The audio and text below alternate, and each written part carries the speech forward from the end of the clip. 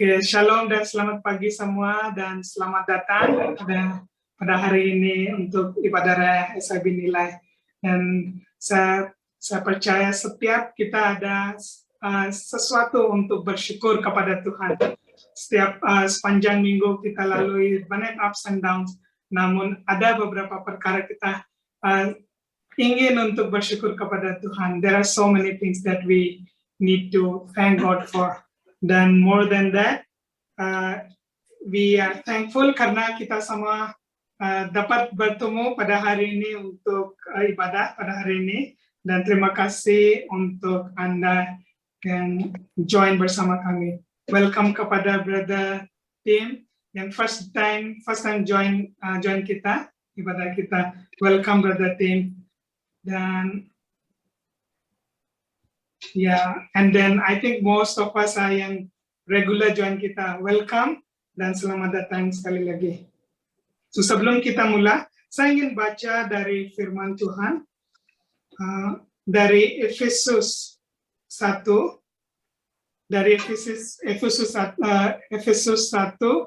ayat 7 dan 8. Jika ada Bible bersama Anda, boleh buka supaya kita boleh baca bersama-sama. Efesus 1 ayat 7 dan 8. Yang menulis seperti ini. Sebab di dalam Dia dan oleh darahnya kita beroleh penebusan, yaitu pengampunan dosa menurut kekayaan kasih karunia-Nya yang dilimpahkannya kepada kita dalam segala hikmat dan pengertian. Ya, kita bersyukur karena pengorbanan Yesus Kristus dan karena because of His sacrifice kita perolehi hidup kekal dan keselamatan. Okay, so with this scripture, mari kita masuk dalam ibadah dan saya akan bawa kita untuk doa pembukaan. Mari kita doa bersama. Bapa kami di surga, kami bersyukur pada hari ini yang Kau beri kepada setiap kami untuk dapat join ibadah pada hari ini. We are so thankful to you, Lord. Dalam beberapa hari yang lalu, beberapa minggu yang lalu, you were there with us in our ups and downs, and you carried us through. Sampai hari ini kami dapat masih bernafas, kami masih hidup. Oleh karena kasih karunia-Mu dan berkat-Mu dalam hidup setiap kami. We are thankful for endless reason, Lord. More than that, we are thankful that you have given us eternal life that is in Christ Jesus. Kami bersyukur pada hari ini, beberapa teman kami dapat ikuti ibadah dan juga kami bersyukur kami semua selamat, kami semua sehat. Kami juga berdoa untuk rekan-rekan kami yang tidak dapat join ibadah karena mereka kerja ataupun kurang sehat, apapun alasan ada yang tidak dapat mereka join, biar Tuhan mereka pun merasa hadirat-Mu di mana saja mereka berada pada saat ini. We thank you, Lord, and we praise you. We submit setiap sisi ibadah kami dalam tangan-Mu. Biar melalui puji-pujian yang kami naikkan, melalui firman-Mu yang kami akan mendengar, biar semua it will build our faith and bawa kami growing more deeper in you. Pada hari ini kami serahkan setiap kami dalam tangan-Mu, Bapa. Line internet kami, bagian-bagian teknikal kami semua serahkan di dalam tangan-Mu. Let everything go smoothly supaya kami akan diberkati oleh firman-Mu. Melalui firman-Mu, we will receive your blessing today pada hari ini. Terima kasih Tuhan, kami serahkan ibadah kami dari mula, pertengahan sampai akhir di dalam tangan-Mu. Biar nama-Mu dimuliakan, biar nama-Mu ditinggikan. We submit each one of us and every one of us in your mighty hands, in your care. Let your name be praised, Lord, this day. In Jesus' name we pray. Amen. Okay. Masa ini saya serahkan kepada Brother Jeffrey yang akan bawa kita dalam pujian dan penyembahan. Silakan Brother Jeffrey. Terima kasih Brother Sam.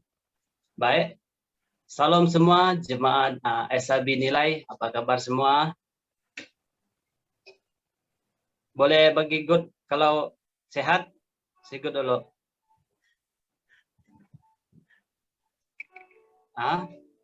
Puji Tuhan, puji Tuhan. Ya, mari jemaat Tuhan yang saya kasihi di dalam Tuhan Yesus, mari kita datang kepada Tuhan, merendahkan diri kita di hadapan Tuhan. Kita mau datang menyembah Tuhan, meninggikan Tuhan kita. Mari kita angkatkan lagu ini. Kita bersyukur kepada Tuhan atas kasih setianya yang nyata dalam kehidupan kita sepanjang minggu ini yang terus menyertai hidup kita. Mari kita menyembah Tuhan dengan lagu ini. Sama-sama kita angkatkan lagu ini. Lebih dalam menyembah.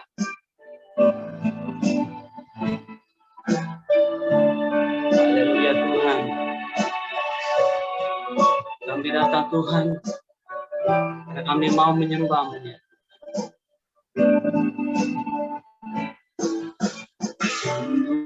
Begitu besar setiamu, nyata di sepanjang hidupku. Darahmu telah layakan kehidupanku. Tiada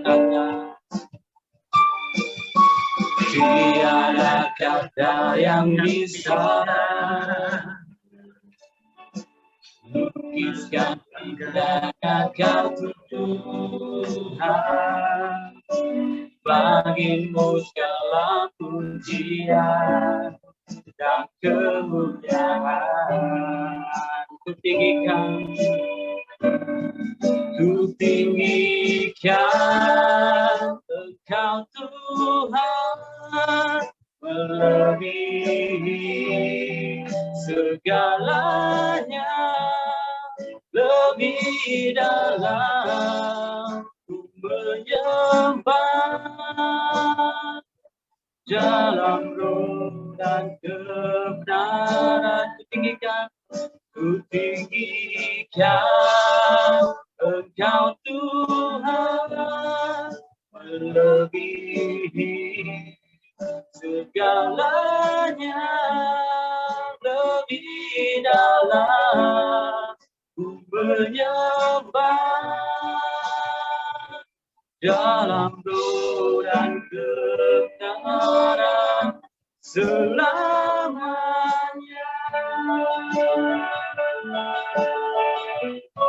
Haleluya Tuhan. Kami bersyukur Tuhan dalam kehidupan ini, karena Kau nyata Tuhan hadir di dalam kehidupan kami. Nyata di sepanjang hidupku,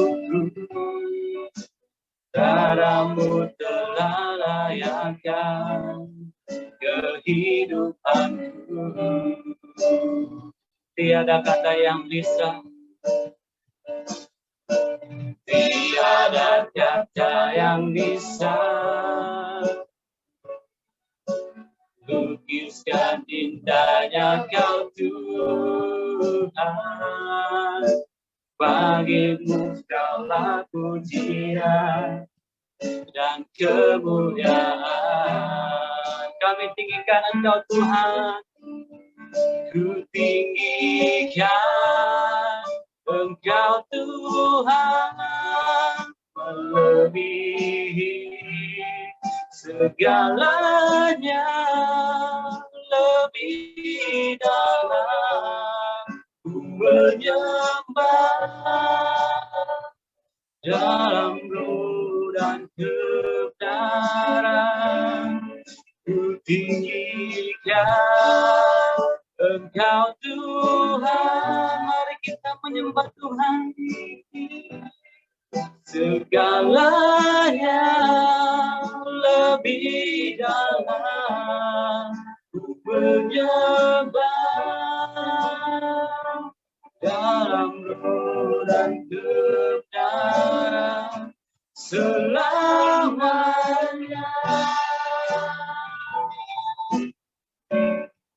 Oh,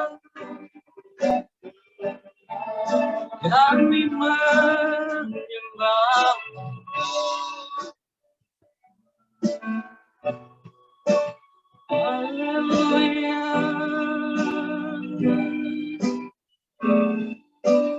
Engkau yang kami sembah. Terima kasih Tuhan. Haleluya Tuhan. Terima kasih Tuhan. Karena Engkau Tuhan yang selalu memimpin kami Tuhan. Sepanjang minggu ini Tuhan. Benar Tuhan. Kasih-Mu nyata Tuhan dalam kehidupan kami Tuhan. Engkau memelihara setiap kami Tuhan. Sehingga hari ini Tuhan kami ada. Karena kasih anugerah-Mu Tuhan yang nyata dalam kehidupan kami Bapa. Terima kasih Tuhan. Tuhan kami mau memuji dan memuliakan Engkau ya Tuhan. Terima kasih Bapak, inilah penyembahan kami Tuhan. Kami mau terus untuk memuji nama-Mu ya Tuhan. Terima kasih Tuhan. Di dalam nama Tuhan Yesus kami sudah berdoa. Semua yang siap untuk memuji Tuhan katakan amin. Haleluya. Haleluya. Haleluya. Mari kita terus memuji Tuhan. Mari kita bangkit dan serukan nama Tuhan Yesus kita, Yesus Kristus. Amin. Haleluya.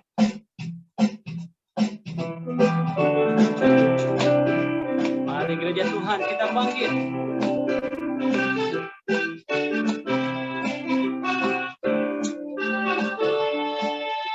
Bangkit, serukan nama Yesus.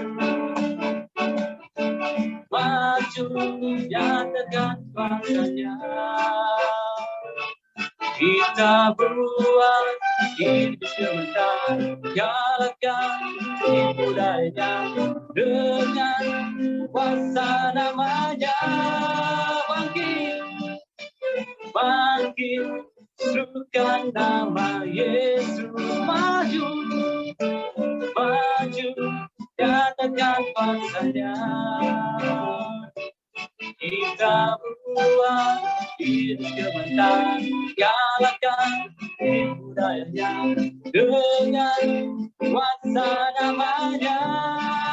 Nama Yesus, nama Yesus, benar yang Tuhan. Nama Yesus, kota benteng yang teguh. Nama Yesus, galakkan semua musuh. Nama Yesus, di atas segalanya. Haleluya, sekali lagi. Bangkit, serukan nama Yesus. Maju, maju, nyatakan kuasa-Nya. Kita buat itu sebentar, kalahkan itu daya dengan kuasa nama-Nya. Bangkit, bangkit, serukan nama Yesus. Maju, maju, nyatakan kuasa-Nya. Kita buat itu sebentar, jalankan itu daya-Nya dengan kuasa nama-Nya. Sama-sama katakan nama Yesus, benar yang Tuhan. Nama Yesus, kota benteng yang teguh. Nama Yesus, galakkan semua musuh. Nama Yesus, di atas segalanya. Nama Yesus, nama Yesus, benar yang Tuhan. Nama Yesus, kota benteng yang teguh.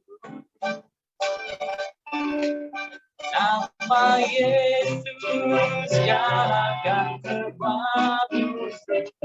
Nama Yesus, di atas segalanya. Nama Yesus, nama Yesus, di atas segalanya. Nama Yesus, nama Yesus, di atas segalanya. Bagi kemuliaan untuk Tuhan kita Yesus Kristus, terpujilah nama-Mu Tuhan. Haleluya. Mari kita terus memuji Tuhan dengan lagu ini. Kita lebih dari pemenang jika Tuhan ada di pihak kita. Amin. Haleluya. Mari kita terus memuji Tuhan. Lebih dari pemenang.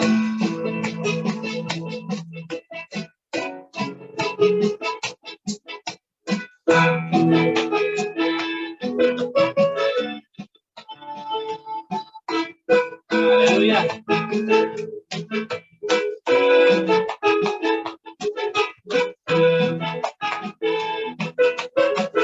Sama-sama katakan. Lebih dari pemenang dalam segala perkara, bisa dikalahkan oleh kuasa darahnya. Jika Allah di pihak kita, siapa dapat melawan? Kita lebih dari pemenang. Lebih dari pemenang dalam segala perkara, bisa dikalahkan oleh kuasa darahnya. Jika Allah di pihak kita, siapa dapat melawan? Kita lebih dari pemenang. Haleluya. Kibarkanlah bangkitnya, Yesus Raja segala raja. Haleluya. Bangkitlah gerejanya, kita lebih dari pemenang. Haleluya. Kita lebih dari pemenang. Tuhan sehat pada kita. Lebih dari pemenang. Lebih dari pemenang dalam segala perkara. Bisa dikalahkan. Bisa dikalahkan oleh kuasa darahnya. Jika Allah di pihak kita, siapa dapat melawan? Kita lebih dari pemenang. Sekali lagi. Dari pemenang dalam segala perkara, bisa dikalahkan oleh kuasa darahnya. Jika Allah di pihak kita, siapa dapat melawan? Kita lebih dari pemenang. Haleluya. Kibarkanlah bangkitnya, Yesus Raja segala raja. Haleluya. Bangkitlah gerejanya, kita lebih dari pemenang. Kita lebih dari pemenang. Kita lebih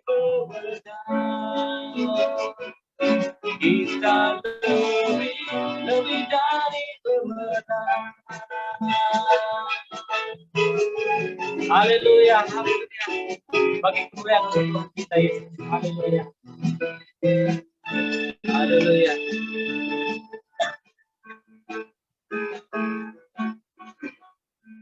Haleluya. Mari jemaat Tuhan, sebelum kita mendengar sabda firman Tuhan, mari sekali lagi kita datang kepada Tuhan. Kita datang untuk menyembah Tuhan dengan lebih dalam lagi, dengan segenap hati kita. Mari kita menyembah Tuhan dengan lagu ini. Kita angkat lagu ini sama-sama untuk menyembah Tuhan kita. Haleluya. Kami tinggikan diri-Mu Tuhan, mengatasi langit, karena Engkau Tuhan yang layak kami tinggikan. Haleluya Tuhan.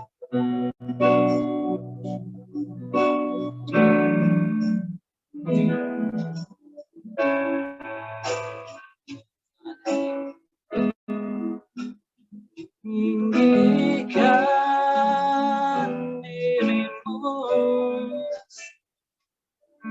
mengatasi langit. kebesaran-Mu Tuhan mengatasi bumi.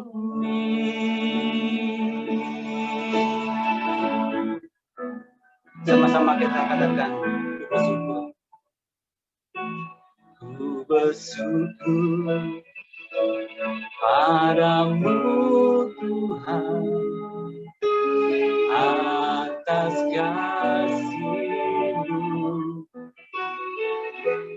Ku bermazmur bagi nama-Mu yang kudus.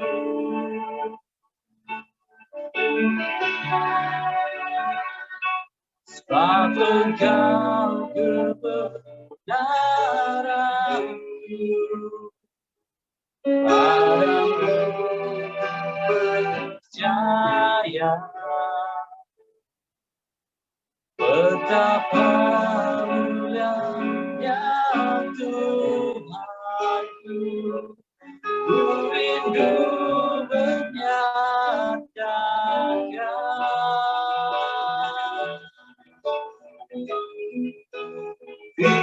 Tinggikan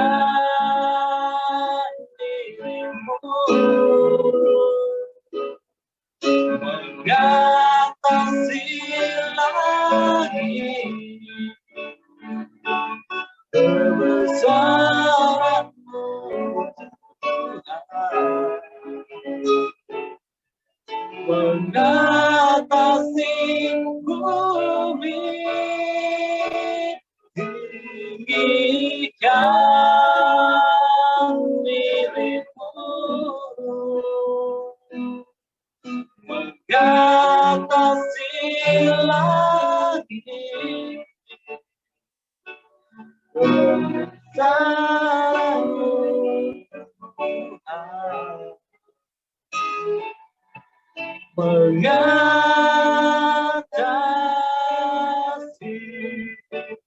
bumi. Sekali lagi kita katakan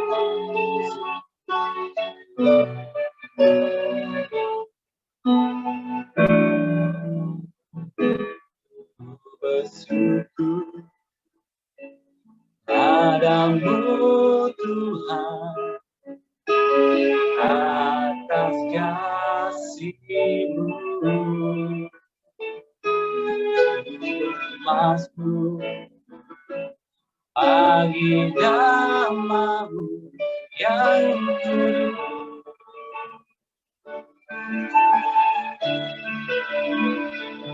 Sebab Engkau kebenaran,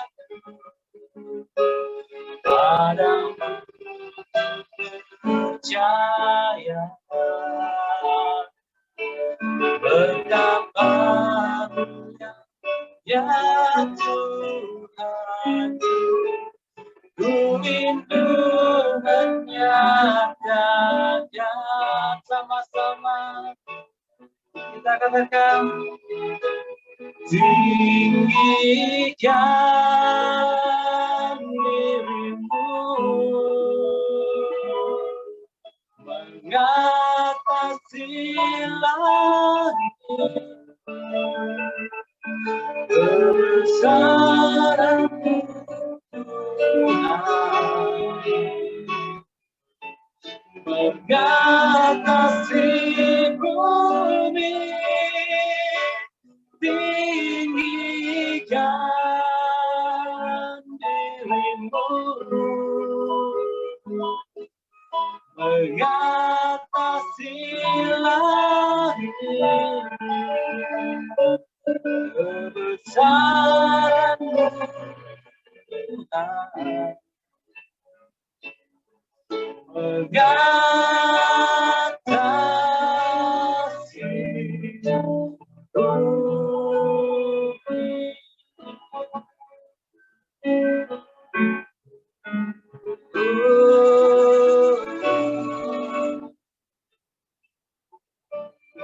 Kami tinggikan Kau Tuhan,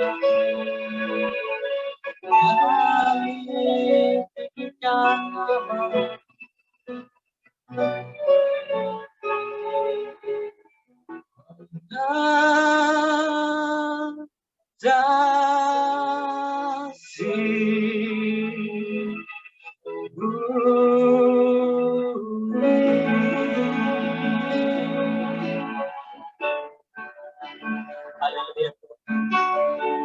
Benar Tuhan, Engkau Tuhan yang layak kami tinggikan, yang mengatasi langit. Engkau Tuhan yang bertakhta di surga. Engkau Tuhan yang berkuasa di bumi. Kami milik-Mu Tuhan. Kami adalah penyembah-Mu Tuhan Yesus. Indahnya Tuhan, kami ada dalam hadirat. Kami rindu Tuhan, terus bersekutu dengan Engkau ya Tuhan. Bapa di surga, terima kasih Tuhan, karena Engkau beri waktu untuk kami untuk menyembah dan memuji Engkau Tuhan. Inilah pujian dan penyembahan kami Tuhan. Hanya Engkau Tuhan yang layak menerima segalanya itu. Haleluya. Haleluya. Inilah doa kami Tuhan. Di dalam nama Tuhan Yesus, kami sudah berdoa dan mengucap syukur. Semua yang siap untuk mendengar sabda firman Tuhan katakan amin. Haleluya. Saya berikan masa kepada Pastor. Terima kasih. Tuhan memberkati. Shalom dan selamat pagi semua. Terima kasih buat Elder Sam yang telah menjadi host kita. Mungkin yang baru di sini bertanya, siapakah Elder Sam? Kenapa slang dia unik? Oke, Elder Sam kita, dia datang daripada negara India, tetapi dia berkahwin dengan kakak kita di sini, si Senaida. Dan dia sudah lama tinggal di Malaysia dan dia merupakan penatua gereja SIB Nilai. So terima kasih buat Elder Sam, begitu juga buat Brother Jeffrey yang sudah memimpin kita, bukan Pastor Jeffrey. Oke, tadi saya juga tersasul ya, bukan Brother Sam tadi yang tersasul, saya juga tersasul tadi. So Brother Jeffrey dia adalah rakan kita yang sanggup melayani kita ya. Buat masa ini kita ada kekurangan mereka yang memimpin di dalam pujian penyembahan, namun kita bersyukur Tuhan hantar orang dari luar untuk menolong kita. Dan sebenarnya Brother Jeffrey ini dari gereja SIB Port Dickson ya, kalau saya tidak silap ya. So selamat datang kepada semua yang ada pada pagi ini, khususnya mereka yang baru pertama kali join kita, dan saya dapat lihat rekan-rekan kita yang lain turut serta pada pagi ini. Dan Pastor ingin memaklumkan bahwa kita berada di bulan yang baru. Oke, seperti biasa di bulan yang baru kita punya tema bulanan yang baru. Oke, kita punya tema bulanan yang baru. So untuk bulan September ya, untuk bulan September ini tema bulanan kita untuk bulan ini ialah gereja yang memberi impak. Oke, saya ulangi ya, saya ulangi. Tema baru kita untuk bulan ini ya, bulan September ialah gereja yang memberi impak. Namun untuk setiap hari Ahad nanti ya, di sepanjang bulan ini, untuk setiap hari Ahad ada tema khusus. Oke, ada tema khusus yang akan merefleksi tema besar ini. Oke, sebagai contoh, Pastor akan share screen sekarang ya. Pastor akan share screen. Alright. So inilah ya tema kita untuk minggu ini. Oke. Sikap jemaat gereja awal harus dicontohi. Oke, sebelum itu, sebelum kita melanjutkan pembelajaran firman Tuhan kita pada pagi ini atau mulai menikmati makanan rohani yang telah disediakan setelah kita daripada hari Isnin hingga hari Sabtu kita berusaha mencari makanan jasmani untuk keperluan tubuh kita, untuk keperluan keluarga kita. Pada hari Ahad seperti ini kita mengkhususkan waktu untuk menikmati makanan rohani bertujuan untuk memperkuatkan, memperteguhkan jiwa kita ya, supaya tidak kering. Nah, sebelum kita mendalami dengan lebih dalam lagi, mari pastor mengajak semua untuk tunduk kepala di dalam doa dan pastor akan pimpin. Mari kita semua tunduk kepala dan berdoa. Bapa, kami bersyukur buat nafas baru yang Engkau telah berikan untuk setiap kami pada pagi ini dapat beribadah, dapat bersekutu bersama-sama sekalipun secara atas talian. Dan Bapa, kami telah pun mengangkat pujian dan penyembahan kami. Kiranya yang menjadi persembahan yang berbau harum di hadapan-Mu. Dan sebentar saya lagi kami mulai akan mendalami kebenaran firman-Mu. Hamba mohon Roh Kudus mulai bekerja dan melayani setiap yang ada. Khususnya hamba yang akan memeteraikan, hamba yang akan menyampaikan sabda firman Tuhan. Hamba manusia biasa yang punya keterbatasan di dalam memahami dan menghurai kebenaran firman Tuhan yang sangat agung. Namun hamba percaya oleh kerana pimpinan Roh Kudus, berikanlah hamba pengertian supaya dapat menyampaikannya, hikmat supaya hamba dapat deliver kebenaran firman itu. Begitu juga buat jemaat-Mu yang mendengar. Roh Kudus akan menolong mereka untuk memahami apa yang disampaikan dengan jelas, dengan benar. Sehingga lewat daripada sabda firman Tuhan pada pagi ini kami akan diperteguhkan, kami akan diperingatkan, kami akan dikuatkan, malah kami akan ditegur. Dan tidak seorang pun pada pagi ini akan pulang dalam keadaan sia-sia. Tetapi pulang sebagai orang yang telah diubah akan budi mereka, yang telah memperoleh makanan rohani, dan itu akan memperkuatkan mereka, itu akan memperteguhkan mereka untuk menghadapi hari-hari esok. Buat jemaat kami yang tidak dapat beribadah pada pagi ini karena mereka bekerja sebagai frontliners, bekerja di kilang, bekerja di airport, Tuhan, Roh Kudus-Mu melayani mereka.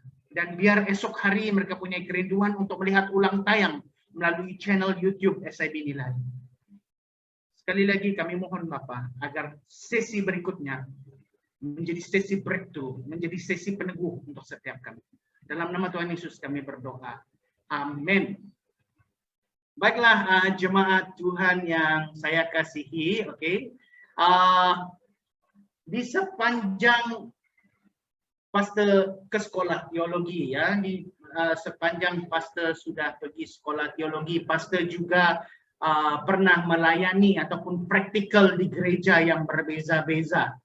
Pastor pernah melawat juga gereja di Mesir ya, gereja ortodoks di Mesir ya, gereja Sampa dan gereja ortodoks di Mesir. Pastor juga pernah melayani di negara Indonesia, di gereja Bethel Indonesia dan gereja Pentakosta di Indonesia. Dan di dalam Malaysia, pastor juga pernah melayani di denominasi berbeza atau di gereja-gereja yang berbeza. Oke, apa yang pastor coba sampaikan ialah ada banyak amalan. Oke, ada banyak amalan di gereja, ada banyak denominasi di dunia ini ya, amalan dan denominasi ada banyak di dunia ini. Namun apa yang pasti ingin tekankan, semua gereja-gereja yang ada di dunia ini harus mencontohi gereja awal. Apa yang dimaksudkan dengan gereja awal ini? Kita akan lihat bersama-sama pada pagi ini. Maka itu tema khotbah ya, tema khotbah pada pagi ini ialah sikap jemaat gereja awal harus dicontohi. Boleh nampak screen? Kalau boleh bagi saya reaction. Kalau kamu boleh nampak screen bagi thumbs up, kalau kamu boleh nampak muka pastor ya, takut muka pastor gelap sebab cahaya tidak masuk, kasih senyum. Oke, if we are good then kita teruskan. Baiklah. Oke. Tema kita pada pagi ini sikap jemaat gereja awal harus dicontohi. Dan teks rujukan kita, oke, kita akan ambil daripada Kisah Para Rasul pasal yang kedua, ayat yang pertama hingga ayat yang ayat yang ke-41 hingga ayat yang ke-47. dan pastor telah menyediakan pembacaan kita di screen, maka itu kita tidak perlu susah payah buka Alkitab atau buka handphone, kecuali kalau kita mau melihat rujukan atau sebagainya. So di screen telah tersedia daripada ayat 41 hingga ayat ke-47 Kisah Para Rasul pasal yang kedua, dan pastor akan membacakan untuk kita semua ya. Ayat yang 41. Orang-orang yang menerima perkataannya itu memberi diri dibaptis, dan pada hari itu jumlah mereka bertambah kira-kira 3.000 jiwa. Mereka tekun dalam pengajaran rasul-rasul dan dalam persekutuan. Dan mereka selalu berkumpul untuk memecahkan roti dan berdoa. Maka ketakutanlah mereka semua, sedang rasul-rasul itu mengadakan banyak mujizat dan tanda. Dan semua orang yang telah menjadi percaya tetap bersatu dalam segala kepunyaan mereka adalah kepunyaan bersama. Dan selalu ada dari mereka yang menjual harta miliknya lalu membagi-bagikannya kepada semua orang sesuai dengan keperluan masing-masing. Dengan bertekun dan dengan sehati mereka berkumpul tiap-tiap hari dalam bait Allah. Mereka memecahkan roti di rumah masing-masing secara bergilir dan makan bersama-sama dengan gembira dan dengan tulus hati. Dan ayat yang terakhir, sambil memuji Allah. Dan mereka disukai, lihat ayat yang terakhir ya, ayat 47, dan mereka disukai semua orang. Dan tiap-tiap hari Tuhan menambah jumlah mereka dengan orang yang diselamatkan. Nah, itu pembacaan kita pada pagi ini, dan pastor akan membuat khotbah secara tekstual ya. Nah, seperti biasa, kita melihat dari aspek teologi, kita melihat dari aspek doktrin, kita juga melihat dari aspek latar belakang ya. So kita lihat latar belakang surat Kisah Para Rasul ini secara menyeluruh, secara umumnya. Kisah Para Rasul ditulis ya oleh Lukas, yang mana bukan salah seorang daripada murid Yesus. Dan siapakah murid Yesus itu? Sebagai orang Kristen kita harus tahu juga sedikit informasi tentang mereka. Murid-murid Yesus itu adalah Petrus, Andreas, Yakobus, anak Zebedeus. Ya, ada 2 Yakobus, ya, murid Yesus, dan Yohanes. Nah, ini Yohanes, apakah dia Yohanes Pembaptis? Itu bukan. Ini adalah Yohanes, saudara Kristus sendiri ya. Filipi pula, tengok pastor tersasar. Filipus ya, Filipus, Bartolomeus, Thomas, Matius, Yakobus anak Alphaeus, Thaddeus, Simon dan Yudas. Ini adalah originally 12 murid Yesus yang pertama. Namun namun Lukas adalah teman sepelayanan Rasul Paulus. Nah, walaupun dalam kitab Kisah Para Rasul tidak ditemukan pengakuan Lukas menulisnya, namun ada bayangan yang diberikan merujuk kepada dirinya sebagai penulis. Dan begitu juga dengan sokongan penulisan Rasul Paulus dalam surat-suratnya yang mengesahkan bahwa Lukas hadir bersama dengannya. Nah, selain Kisah Para Rasul, Injil Lukas itu sendiri adalah penulisan Lukas, teman sepelayanan Paulus. Nah, pada waktu Kisah Para Rasul ini ditulis, gereja awal baru beroperasi dan para jemaat sangat bersemangat. Saling mengampuni, saling mengasihi, saling memperdulikan. Nah, kesatuan di antara mereka tiada tolok banding. Jemaat Tuhan, saya ingin menjelaskan kepada kita. Apa yang telah kita baca tadi, tidak jauh daripada peristiwa Pentakosta.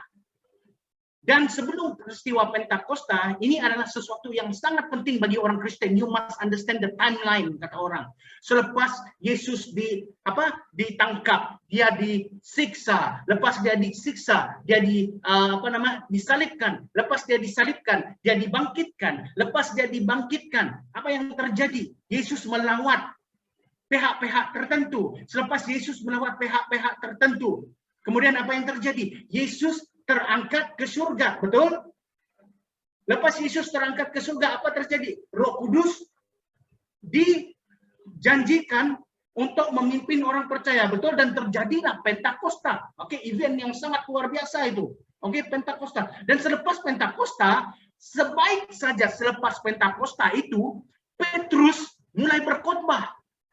ramai ahli sarjana termasuk pastor sendiri bersetuju bahwa Petrus itu seakan-akan ketua kepada murid Yesus. Sebab nama Petrus ini seringkali disebutkan, seringkali dicatat. As if di dalam 12 orang ini dia yang very outstanding. Oke, dia yang very outstanding.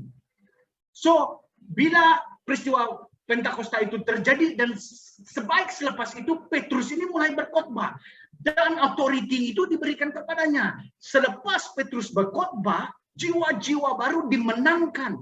Bukan oleh Petrus, bukan oleh rasul-rasul ini. Mereka adalah vessel, mereka adalah bejana Tuhan yang Tuhan pakai. Namun yang konvik hati orang yang mendengar adalah pekerjaan Roh Kudus. Maka itu Roh Kudus itu yang mengubah, yang membuat orang percaya akan Injil itu. Yang memeteraikan kebenaran Injil itu di dalam setiap hati dan diri orang yang belum percaya. Sehingga mereka menjadi percaya. Dan mereka meresponi Injil itu. Oke, so maka itu kita akan mulai belajar ya. Kita akan mulai belajar daripada petikan yang telah kita baca tadi. Oke. So daripada ayat yang 41 hingga ayat 43, pastor memecahkannya kepada 3 bahagian. Oke, daripada ayat yang ke-41 hingga ayat yang ke-43 hingga kemudian ayat yang seterusnya ya. So kita akan lihat bersama-sama. Mengapa pastor tulis di dalam slide ini? Kadang-kadang pastor pikir, oke, ada betul juga kalau terlampau banyak ditulis dalam slide nanti kepala kita pening. Tetapi pastor reason dengan hal itu ya. Bagaimana pula kalau pastor apa yang pastor sebut ini tidak lancar, internet kita tidak baik. Kalau apa yang pastor sebut tidak lancar, setidak-tidaknya apa yang ada di dalam slide ini memberi bayangan kepada apa yang pastor utarakan, luahkan. So that's why I put it in slide like this in the simplest way. Dalam cara yang sangat mudah pastor letakkan dia di dalam slide seperti ini ya. So dalam ayat yang ke-41 hingga ayat yang ke-43 kita dapat melihat beberapa perkara yang dengan sangat jelas dinyatakan yaitu pekerjaan Roh Kudus yang telah konvik hati banyak orang akan kebenaran Injil. Oke, apabila Petrus mulai berkhotbah, dia menyampaikan apa yang dia dengar daripada Yesus Kristus. Dia share experience, dia melayani dan mengikuti Yesus Kristus. Orang menjadi taksub. Dan kebenaran Injil itu bahwa Yesus itu adalah penebus, juru selamat dan Tuhan menjadi benar di dalam diri orang yang tidak percaya itu karena Roh Kudus telah mulai bekerja. Roh Kudus yang konvik hati mereka. Lalu mereka memberi diri untuk dibaptiskan. Nah itu sebabnya ya kita belajar ya, itu sebabnya ada orang di luar sana mati-mati macam mana pun kau kasih bagi tahu dia tentang Injil, mati-mati macam mana pun kau cerita tentang Yesus Kristus kepada dia, hal itu tidak masuk akal dia. Karena Injil itu bukan untuk dia. Ada firman Tuhan yang mengatakan hal itu. Karena Injil itu bukan untuk mereka. Mati-mati 10 kali kita pergi jumpa mereka di katil mereka ketika mereka sakit. 10 kali kita berjumpa dengan mereka ketika mereka di dalam penjara. 10 kali kita makan di kedai kopi bersama dengan mereka dan kita menceritakan tentang Injil. Kita menceritakan tentang Yesus Kristus kepada mereka. It doesn't make sense to them because the gospel is not for them. And then itu menyokong kepada doktrin election. Itu sebabnya saya berkata kita belajar dari aspek teologi, kita belajar dari aspek doktrin, kita belajar dari aspek latar belakang. Karena mereka bukan yang ditentukan Allah dari mula. Injil itu yang menyelamatkan dan yang ditentukan Allah akan dapat mengerti Injil ini, akan dapat memahami kebenarannya. Itu menjelaskan kenapa setengah orang macam mana pun kita cakap tentang Tuhan Yesus, it doesn't make sense to them. Maka itu sebabnya ya saya minta maaf ya saya bukan menidakkan peranan hal itu, tetapi bagi saya jikalau peranan hal itu digunakan untuk membezakan pengertian atau pendapat di dalam agama, oke, saya setuju. Tetapi kalau hal ini digunakan untuk mengubah pendapat supaya seseorang itu diselamatkan, saya tidak setuju. Seperti ya kaidah apologetik. apologetik digunakan untuk mempertahankan iman, ya, saya setuju. Tetapi jikalau apologetik dikatakan untuk memenangkan jiwa, saya sedikit tidak setuju. Karena ramai orang di luar sana ya yang bukan ditentukan untuk memahami dan dapat menerima kebenaran Injil. Therefore, kita harus tengok Alkitab ini ya. Pastor sangat suka orang yang tengok Alkitab ini bukan dari satu sudut pandang, tetapi dia baca Alkitab ini dan dia mula mengerti, pemahaman dia besar, lebar. Oke? Itu sebabnya kita baca dalam Alkitab, tidak semua yang memanggil aku Tuhan, Tuhan akan diselamatkan. Despite dia tahu atau dia pernah mendengar Injil, tetapi kalau dia tidak percaya kepadanya, dia tidak akan diselamatkan. Nah, itu yang kita dapat belajar ya. Pada waktu itu di gereja jemaat awal, apabila orang banyak ini mendengar tentang Injil, mereka diselamatkan. Kesian kita hari ini, susah sekali kita lihat gereja pada hari ini di mana-mana di serata dunia 10 orang convert at the same time, very hard. Dalam 1 tahun belum tentu ada 2 orang, 3 orang yang betul-betul dimenangkan. Apalagi yang bercakap seperti gereja awal, 3.000 at one time. Very hard for us to see. Ada pun di kebaktian KKR besar-besaran. Tapi masalahnya kebaktian seperti itu, hari ini dia terima Tuhan, tiada follow up besok hari. So, penjangkauan harus ada pemuridan. Itu yang pastor pegang. Menjangkau mesti ada pemuridan, bukan jangkau-jangkau saja dan let go.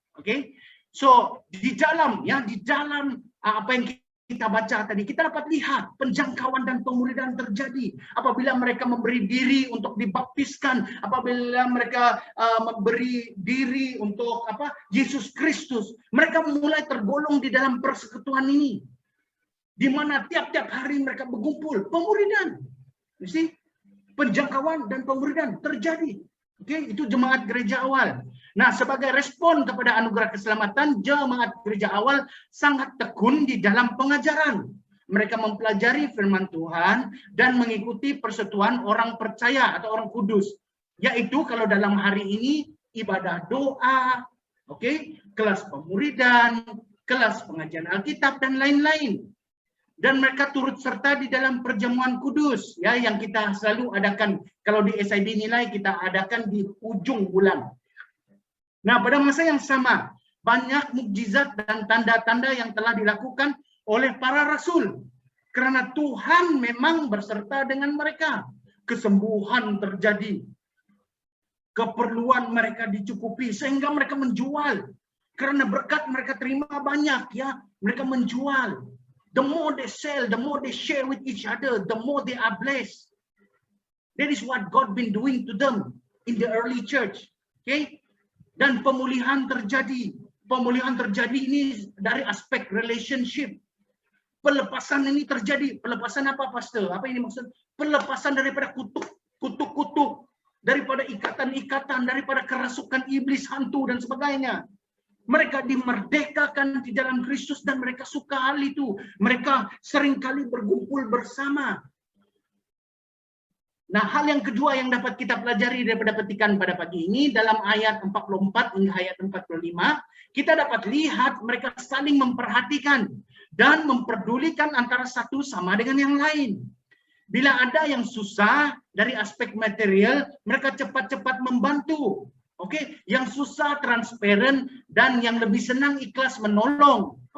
Jangan sampai jadi seperti Ananias dan Safira. Nah, pastor sudah khotbah tentang Ananias dan Safira bulan yang lalu. Karena bulan yang lalu topik besar kita adalah persembahan dan persepuluhan. Akibat dari pemahaman yang alang-alang, akibat dari pemahaman yang kurang jelas, Safira dan Ananias terikut-ikut perbuatan rakan-rakan mereka di gereja awal. Namun sebenarnya di dalam hati mereka belum betul-betul sungguh-sungguh.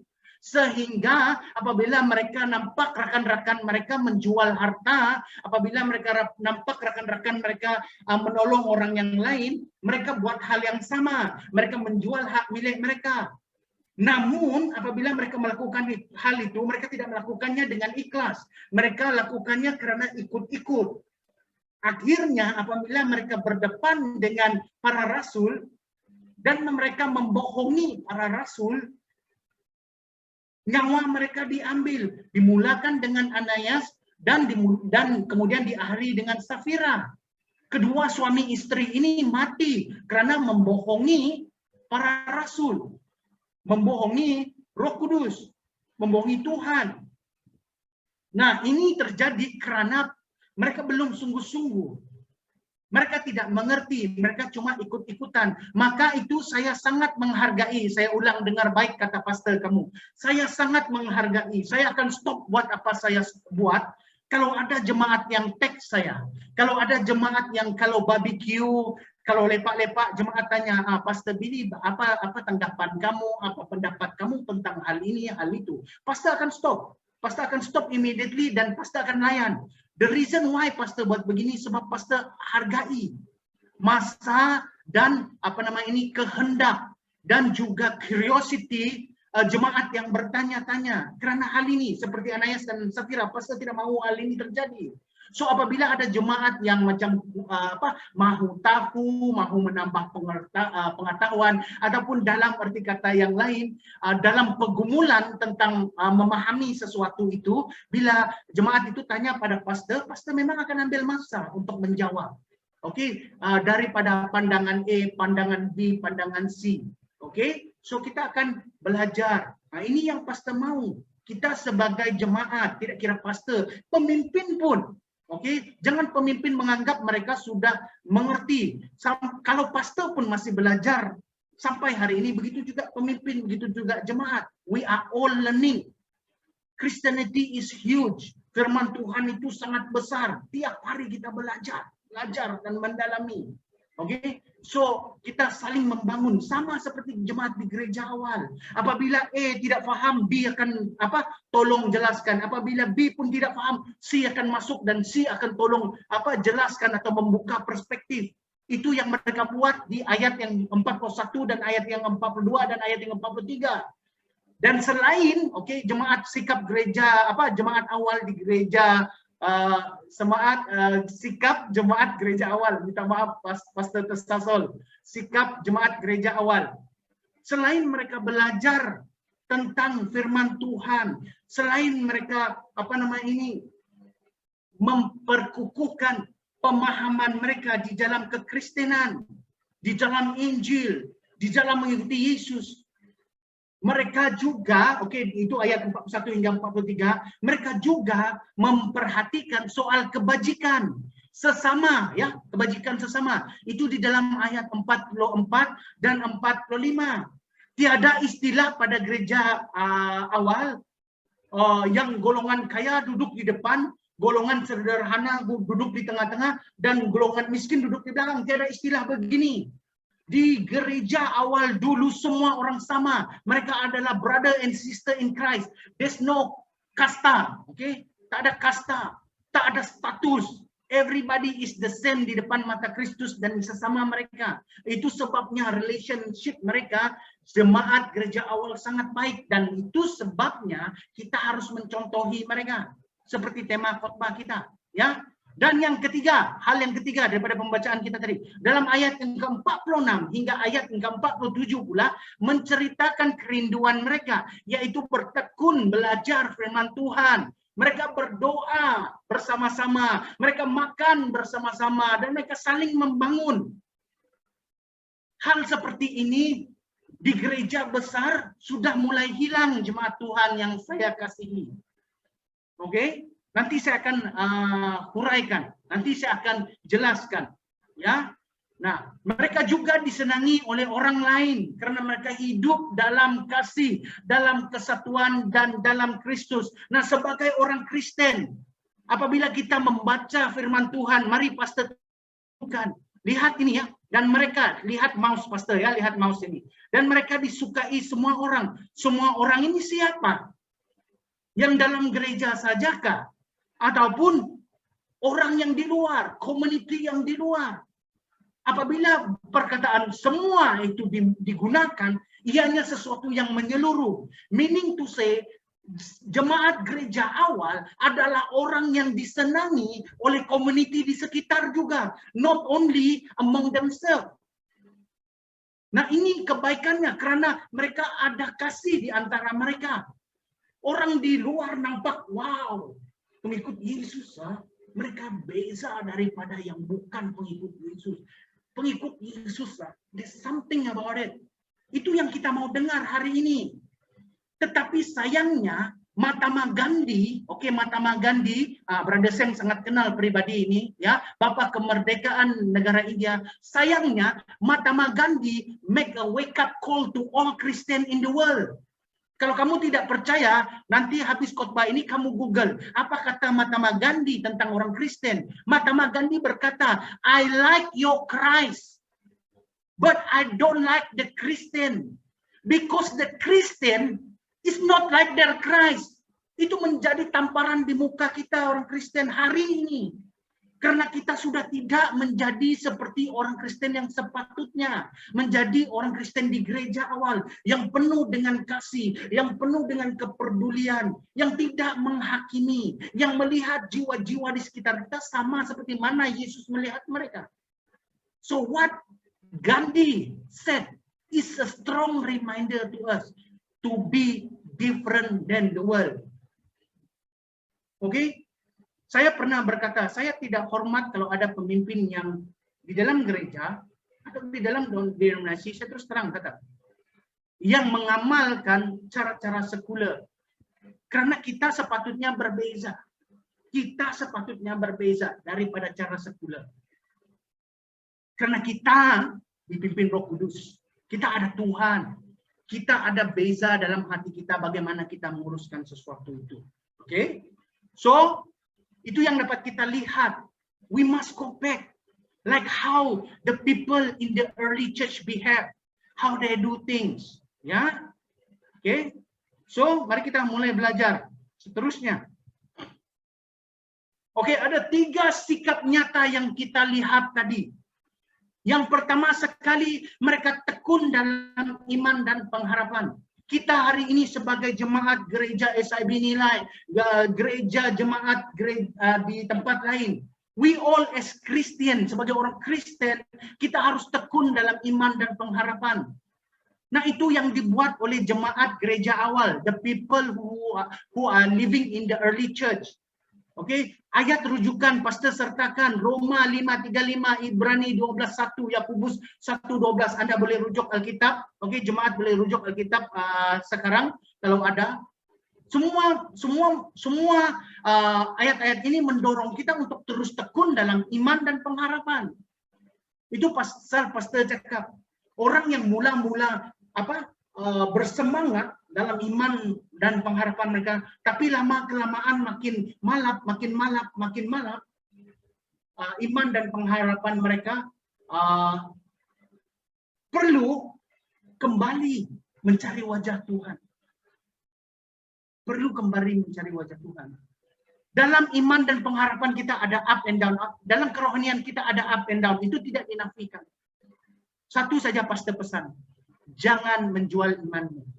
Jangan menggantikan imanmu dengan hal-hal lain. The ending sangat membinasakan. Penghujungnya sangat membinasakan. Kita tidak boleh cakap, oh karena pastor saya tidak pergi gereja lagi, saya menjual iman saya meninggalkan Tuhan. Oh karena pemimpin saya tidak lagi pergi ke gereja karena saya meninggalkan Tuhan. Oh karena jemaat di gereja ini menilai saya, menghakimi saya, membuatkan saya meninggalkan Tuhan dan meninggalkan gereja. Pastor ingin ingatkan kita semua. If our eyes on Jesus alone, whatever people say here, we don't listen to it. Kita tidak dengar. Kenapa? Karena fokus kita kepada Dia, Sang Penyelamat sahaja. Because by the end of the day, all we want is for Him to remember our name. Saya ulang lagi. Semua kata-kata orang di sekitar kita tidak penting. Yang penting adalah Yesus ingat nama kita di penghujung hari. Karena apabila nama kita itu Dia ingat, ada di dalam buku kehidupan, kita Kita akan ketawa dengan kata-kata orang, sebab kita beroleh keselamatan, ada tempat bagi kita di surga. Pastor ini sampai hari ini, saya ulang, kalau ada jemaat yang down selama ini, kalau ada pemimpin yang down selama ini, pastor guna diri sendiri. Kalau tidak percaya boleh tanya Carol, ya, tunang pastor itu, boleh tanya dia. Pastor sampai hari ini mendapat kritikan, ada juga hal-hal yang tidak baik dikatakan tentang pastor di luar sana. Kalau pastor discourage, kalau pastor makan apa yang mereka kata itu, ianya akan merosakkan pastor. Betul? Macam Kardok. Saya tidak tahu kalau orang lain kenal siapa Kardok.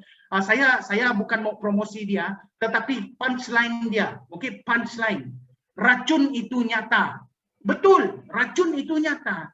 When we take what people say about us, then we think about it and we hold to it, dia akan menghancurkan kita, bukan mereka. But by the end of the day, yang kerugian adalah kita. Karena kita membenarkan racun itu masuk dalam. Sama seperti anak buah saya. Anak buah saya, umur dia saya rasa dalam 25 ke bawah. Kalau tidak silap saya, anak buah saya di Subario namanya.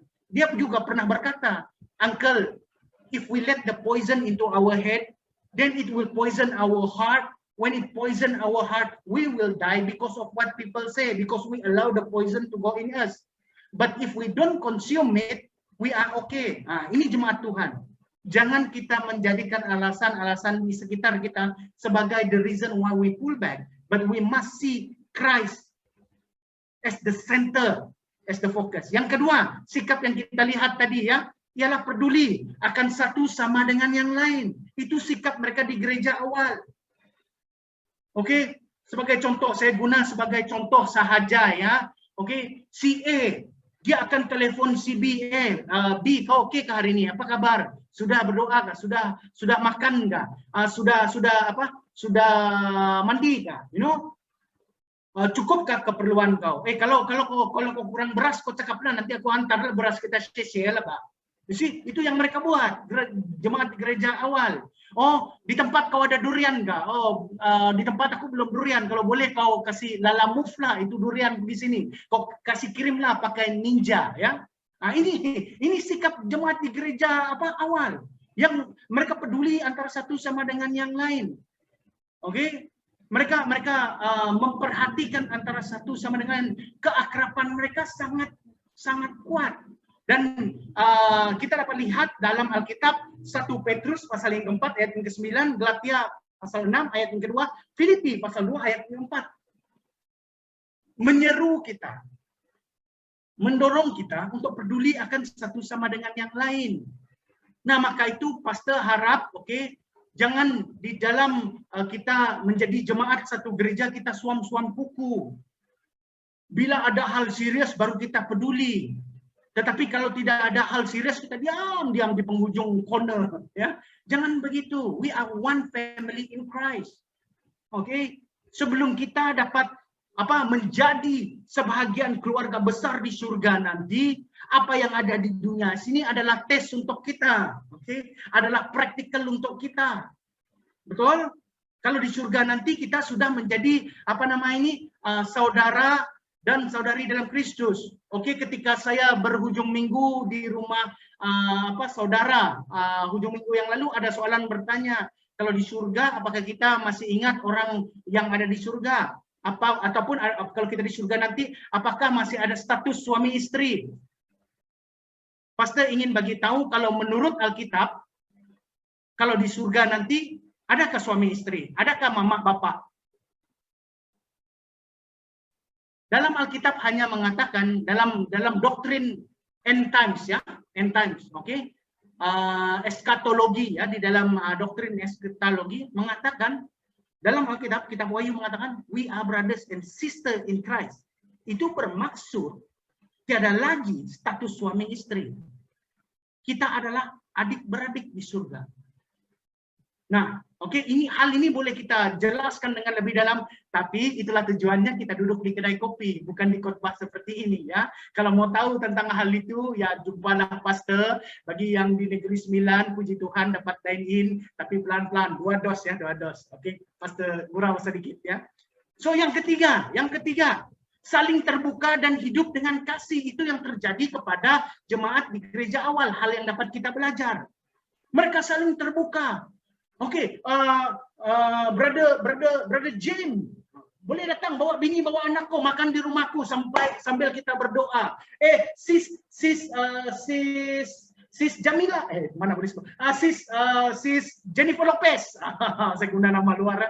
Sis Jennifer Lopez, bawa bini dan anak kau datang pergi rumah kita fellowship, kita pot bless.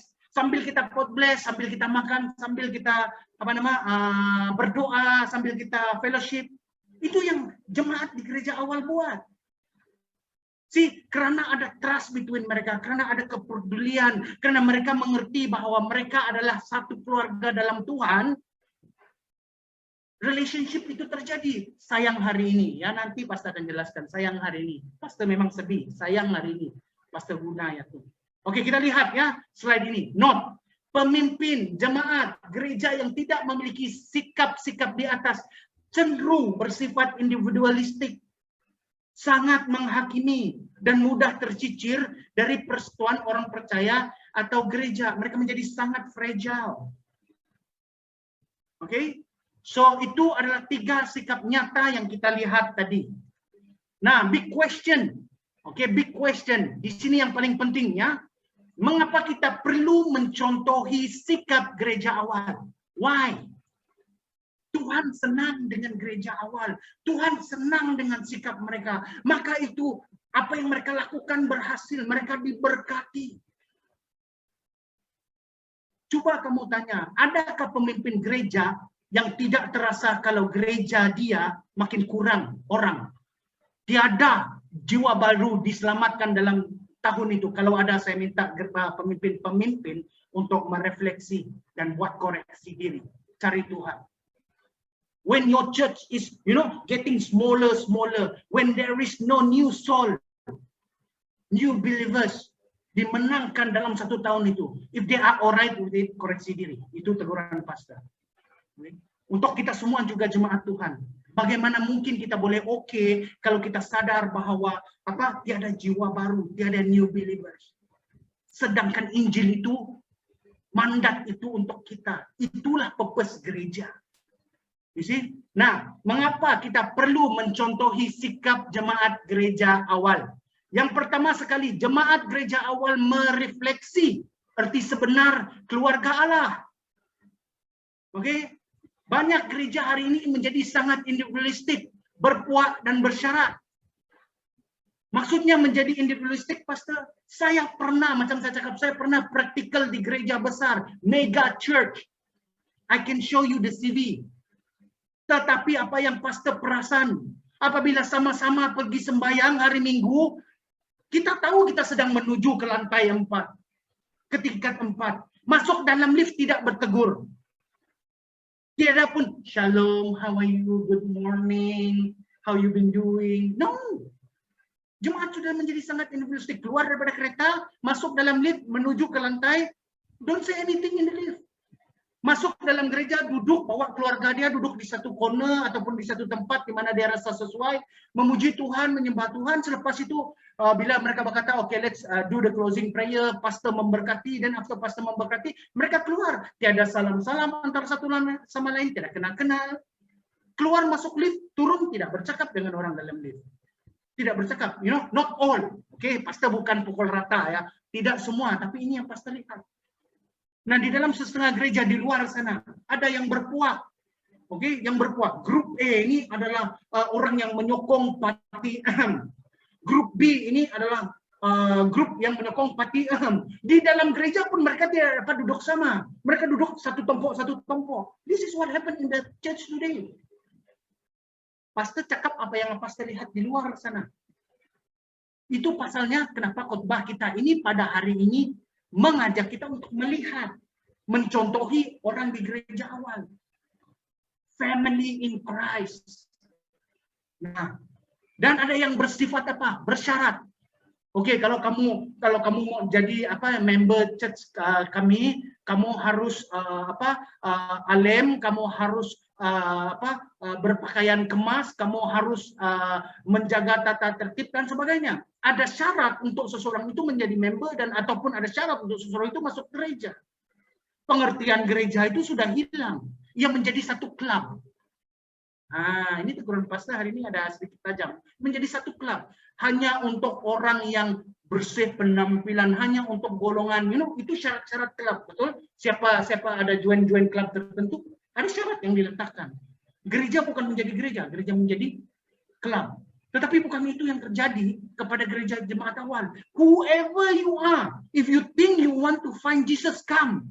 Whoever you are, kalau you mau belajar tentang kebenaran firman Tuhan, come. Whoever you are, kalau you mau jadi persekutuan dengan orang kudus, memecah roti dan mengambil firman, come. As long Jesus is the reason why you come to church. Nah, ini yang terjadi di jemaat gereja awal yang sudah mulai pudar dalam gereja hari ini. Nah, gereja yang poin yang kedua, oke? Mengapa kita perlu mencontohi sikap gereja jemaat awal? Jemaat gereja awal membuktikan bahwa Allah senang dengan persekutuan mereka. Roh Kudus bekerja dan jemaat keluarga baik Allah semakin diberkati. Oh Tuhan, kata setengah orang. Mengapa lagi tiada kebangunan dalam gerejaku? Oh Tuhan, kenapa gerejaku menjadi semakin hambar? Oh Tuhan, kenapa begini, kenapa begitu? We lost the essence. Essence keluarga Allah itu sudah hilang. Kesatuan sudah tiada. Setiap yang hadir ada agenda. Oh, saya sudah pimpin gereja lama begini. I know what I'm doing. I, kata dia. Perkataan I itu besar. Pastor highlight. I.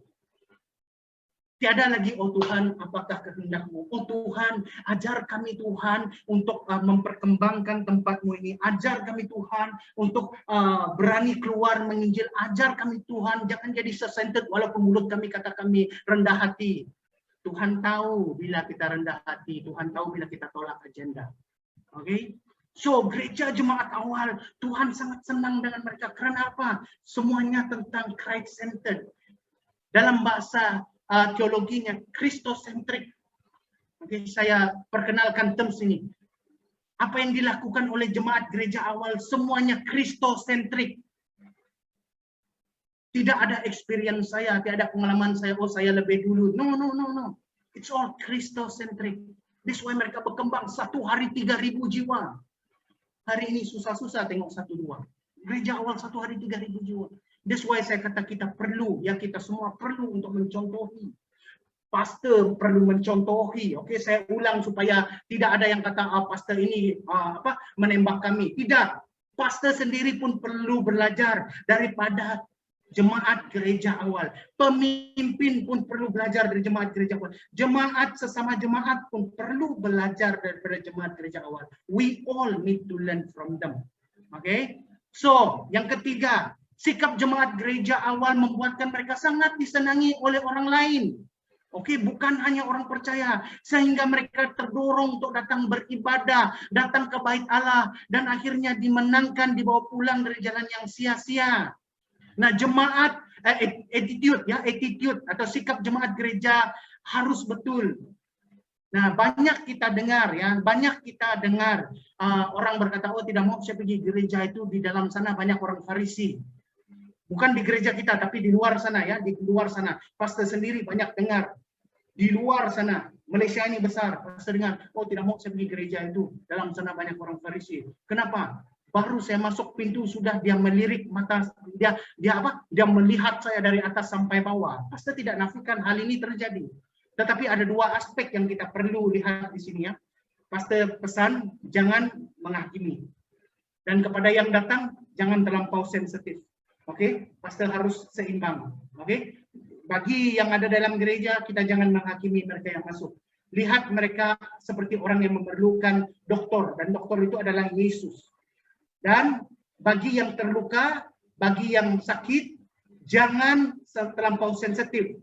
Apabila kita pergi jumpa dengan dokter, apapun sakit kita masih tetap perlu pergi jumpa dengan dokter kan? Macam sakit puan. Oke, walaupun sakit puan, dia malu kan, karena hal itu adalah private, tapi dia tetap pergi jumpa dokter sebab fokusnya sama dokter dan sakitnya. Sama macam lelaki, kalau perlu pergi sunat, minta maaf pastor sebut hal ini. Kalau lelaki perlu pergi sunat, itu kan tentang kemaluannya. Tetapi dia perlu pergi jumpa dokter karena dokter itu lebih tahu. So fokusnya adalah dokter dan isunya, betul? So itu pastor bilang, bagi kita yang di dalam gereja, minta kita bersikap jangan menghakimi. Nomor 2, bagi yang datang ke gereja yang sakit, jangan terlampau sensitif. Hal ini harus balance. Oke, hal ini harus balance supaya tujuan kita betul dan Tuhan senang dengan kita, ya. Nah, kita lanjutkan. Oke. Ada 7 gereja yang Paulus layani di dalam Alkitab. Gereja Kolose, oke, bukan gereja, jemaat Kolose, jemaat Roma, jemaat Efesus, jemaat Filipi, jemaat Galatia, jemaat Tesalonika. Kalau kita lihat di Perjanjian Baru, kita tahu Paulus menulis 13 surat.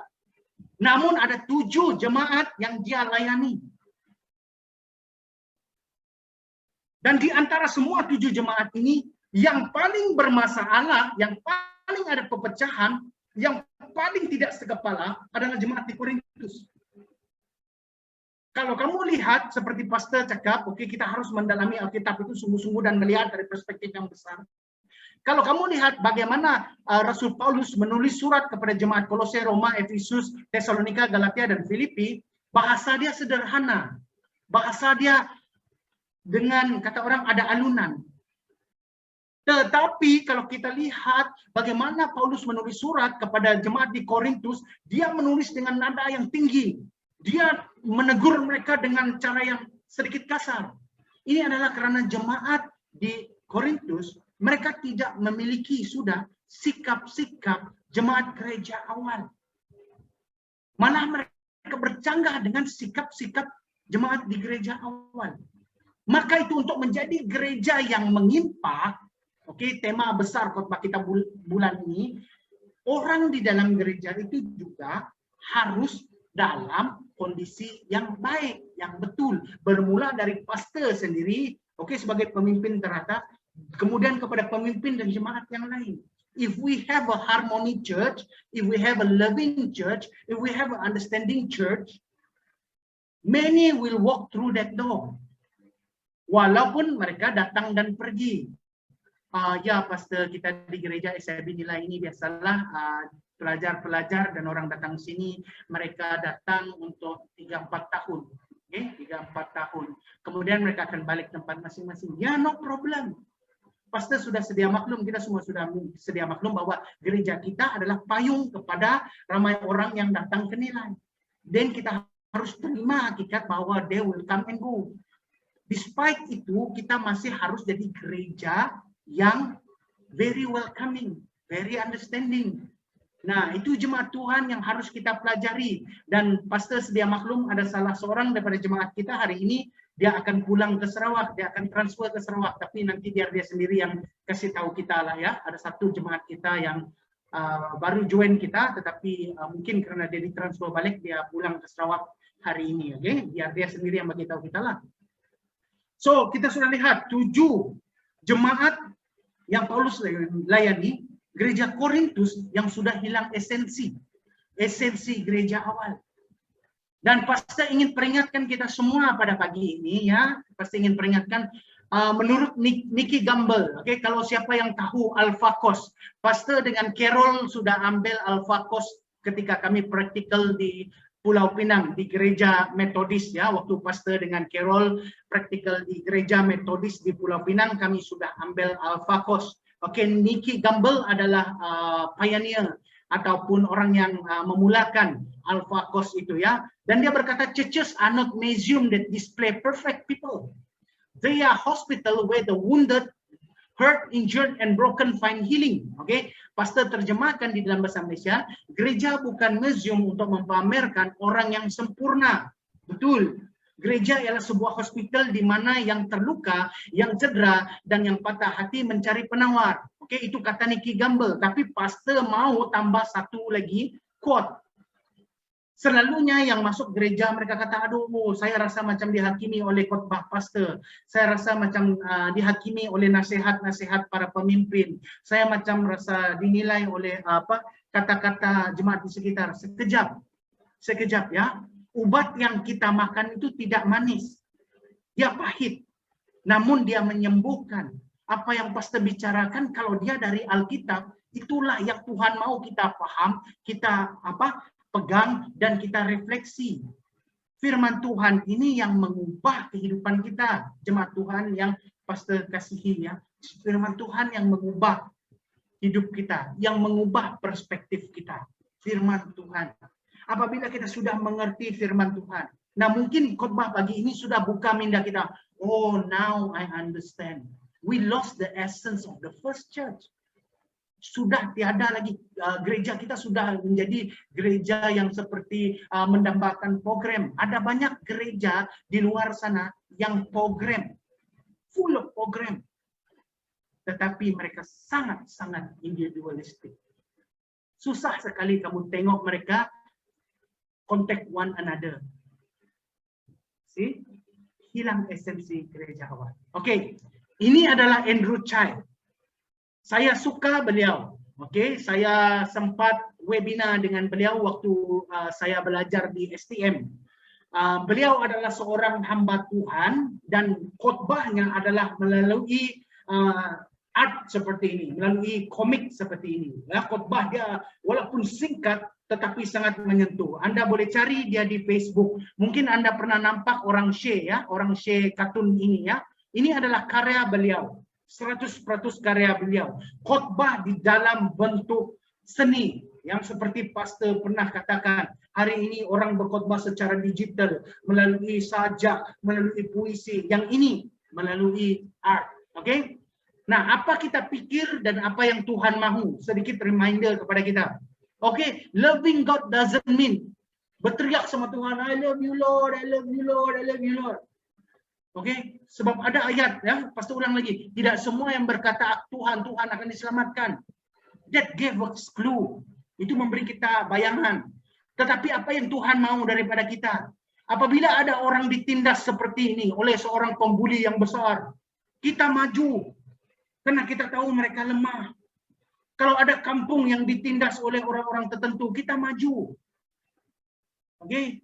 Nah, saya pernah ditanya, bagaimana pastor kalau pastor nampak ada pengedar dadah masuk ke barrio, apa pastor buat? Pastor tidak boleh cakap itu tugas polis saja. Karena di dalam barrio itu adalah orang-orang Kristen, saudara mara pastor. So I must do something to stop that. Because I'm a Christian. When I see evil walk into the village, should I keep quiet? No. You see, this is the problem with many Christians. Oh, not my business, not my thing. See, Andrew Chai mengajar kita melalui karyanya. Loving God is protecting the weak. Loving God is helping others. Loving God is being there for others. Itu yang Tuhan mau. Okay, do you really believe that your God is faithful? Kata dia. Yes, you are faithful God, kita cakap. Tetapi apabila Tuhan berkata, pergilah kamu melayani kampung A. Oh, Tuhan, susah sekarang zaman pandemik. Oh, Tuhan, susah, sana kan orang dia keras-keras. Oh, Tuhan ini, oh, Tuhan itu. Terlampau banyak alasan membenarkan diri. We are so comfort sitting in our own home today. Sedangkan di sebelah gate kita nampak orang susah. We can make dono. We are not reflecting the church di gereja yang pertama. Okay? Kalau kita cakap Tuhan itu faithful. Kita percaya kepada pimpinannya. Okay? Kita percaya kepada penyertaannya. Dan yang ketiga, apa yang kita lihat di sini ya? The church is not a place of organizing activity. Banyak, seperti pastor cakap tadi, banyak gereja yang di luar sana. Activity dia Saya mau gereja yang macam itu, pastor. Kalau boleh kita buat. Ya boleh, tidak salah. Kalau kita ada tenaganya, kalau kita ada keuangannya, kalau kita ada sumbernya, tak salah. Tetapi kalau gereja kita semata-mata untuk activity saja, tapi kita tidak keluar seperti apa yang sepatutnya orang Kristen buat, ada masalah besar di situ. Ada yang tidak betul, ada yang perlu dikoreksi. Oke, ini yang Pastor sampaikan. Dan apabila kita benar-benar membaca firman Tuhan ini, itulah yang dikatakan oleh firman Tuhan. Oke, dan kita lihat apa yang Paulus katakan. Jadi karena dalam Kristus ada nasihat, ada penghiburan kasih, ada persetujuan roh, ada kasih mesra dan belas kasihan. Jadi karena dalam Kristus ada nasihat, ya, oke. Nah, karena itu sempurnalah sukacitaku. Dengan ini, kata Rasul Paulus kepada jemaat di Filipi, hendaklah kamu sehati sepikir dalam satu kasih, satu jiwa, satu tujuan, dengan tidak mencari kepentingan sendiri. Peringatan untuk kita semua, dengan tidak mencari kepentingan sendiri atau pujian-pujian yang sia-sia. Oke? Sebaliknya, hendaklah dengan rendah hati yang seorang menganggap yang lain lebih utama daripada dirinya sendiri. Dan janganlah tiap-tiap orang hanya memperhatikan kepentingannya sendiri, tetapi kepentingan orang lain. Kita boleh bagi banyak alasan. Di depan ada itu, di kiri ada ini, di kanan ada itu. And then alasan itu kita guna untuk membenar, justify our action.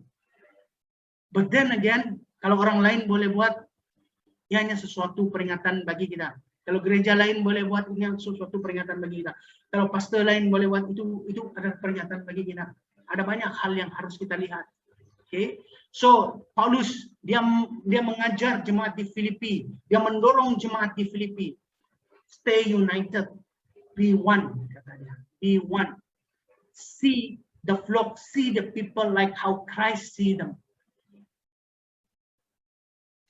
Dan pastor juga sertakan, ya, pada pagi ini. Oke, apakah maksud sebuah gereja? Apakah yang mereka di gereja awal terapkan, lakukan, practice? Oke, church should be a place where love is evident. God delivers, lives are changed, hearts are healed, and families are restored. That is what church is supposed to be. Oke, gereja harus menjadi sebuah tempat di mana kasih itu nyata. Tuhan bekerja, kehidupan diubah, hati dipulihkan, dan keluarga direstorasikan. Itu sepatutnya menjadi fungsi sebuah gereja yang terjadi di dalam sebuah gereja. Yang ini, ya, sebuah gereja, a church should be a people who hunger for God, experience the presence of God, and stand in the awe of His holiness as He changes believers into conformity with Christ. Gereja itu seharusnya menjadi satu tempat di mana perhubungan dengan Kristus itu semakin akrab, di mana orang mencari wajah Allah, dan di situ kehidupan mereka dan diri mereka ditransformasikan menjadi seperti Kristus, Christ-like, ya.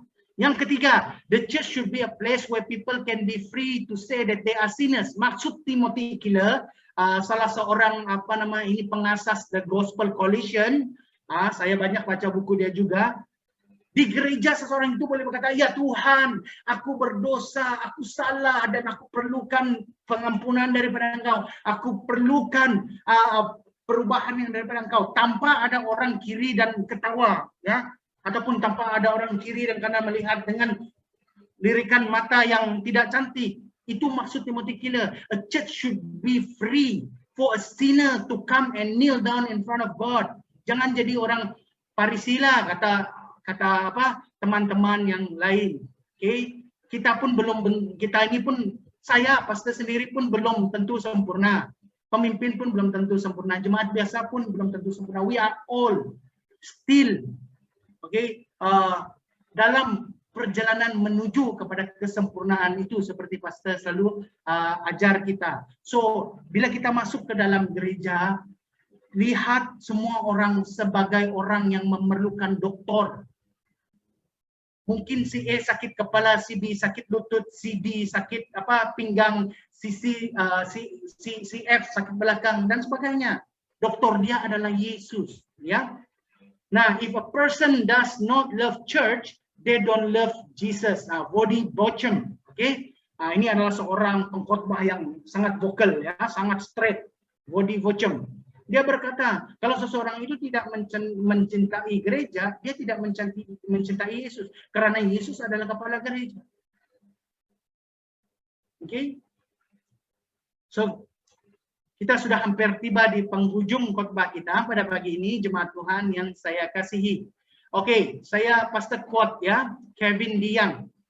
May our strongest relationship be with those who lead us to Christ, not with those who draw us away from Christ. May our deepest friendship be gospel friendship. Oke, pastor jelaskan. Semoga, ya, kata-kata Kevin DeYoung, semoga relationship, perhubungan kita yang paling kuat dalam kehidupan ini adalah dengan orang-orang yang membawa kita mendekat kepada Kristus. Oke, itu yang Kevin DeYoung kata. Semoga hubungan relationship kita di luar sana, oke, adalah dengan orang-orang yang membawa kita mendekat dengan Kristus, yang mengarah mata kita ke arah Kristus, supaya kita dapat menghabisi perlombaan iman ini dengan baik tanpa tersasar apatah lagi tercicir. Nah, oke, dia berkata jangan mengutamakan relationship dengan orang yang menjauhkan Anda daripada Kristus. Karena apabila di penghujung hari nanti, orang itu tidak akan berdiri dengan Anda ketika Anda berhadapan dengan sang hakim. Oke, the judge. So, biar Injil itu, oke, menjadi akar kepada persahabatan Anda.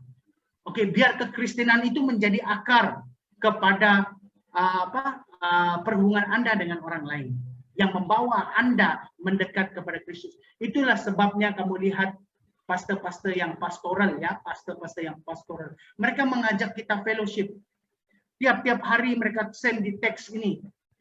Jom ibadah, jom berpuasa, jom berdoa, jom. Karena mereka memperhatikan iman kita, mereka memperhatikan kepercayaan kita. Oke, mereka akan jom. Kalau ada event mereka akan memperingatkan kita. Karena mereka care tentang kita. Nah, kesimpulan khotbah kita pada hari ini, ya, kesimpulan. Nah, kita telah lihat bagaimana sikap jemaat gereja awal sehingga mereka disenangi ramai orang. Karena ada kasih dalam diri mereka, karena ada kepedulian di dalam diri mereka, karena mereka membicarakan hal-hal yang benar, oke? Sehingga ramai bertobat, memberi diri dibaptis dan menjadi pengikut Kristus. Ini adalah karena jemaat gereja awal menjadi terang dan garam kepada mereka yang sedang dalam kegelapan dan sudah tawar hati. Nah, gereja yang terlalu banyak aktiviti tetapi kurang keprihatinan dan kasih tidak sehat, dan gereja yang menekankan kepada keprihatinan dan kasih semata-mata tanpa mengajar, menegur dan membentuk juga tidak sehat. Meaning to say, dianya harus balance.